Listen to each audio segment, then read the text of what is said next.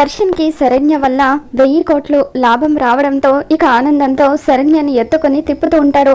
అందరూ కూడా సంతోషంగా చూస్తూ ఉంటే అనన్య మాత్రం వాళ్ళిద్దరిని చూస్తూ కుళ్ళుకుంటూ ఉంటుంది. ఆ తర్వాత దర్శన్ ఇంట్లో వాళ్ళందరితో మన రాజ్కోటి సిల్క్స్కి 1000 కోట్ల డీల్ ఓకే అయింది, ఇదంతా కూడా శరణ్య మూలంగానే అయింది అని చెప్పి దర్శన్ చెప్పడంతో అప్పుడు ఆనంద గతంలో దర్శన్ ల్యాప్టాప్లో ఏవో ఫైల్స్ కనిపించకపోవడంతో శరణ్య తనకు హెల్ప్ చేసిన విషయాన్ని గుర్తు చేసుకుని ఆనందపడుతూ ఉంటుంది. శరణ్య ఆ రోజు ఆ హెల్ప్ కనుక చేసి ఉండకపోతే ఈరోజు ఇంత పెద్ద డీల్ ఓకే అయ్యేదే కాదు అని చెప్పి దర్శన్ ఇంట్లో వాళ్ళందరికీ శరణ్య గురించి ఎంతో గొప్పగా చెబుతాడు. ఆ తర్వాత శరణ్య కోసం అని చెప్పి ప్రేమగా ఒక డైమండ్ నెక్లెస్ని గిఫ్ట్గా దర్శన్ తీసుకొని వస్తాడు.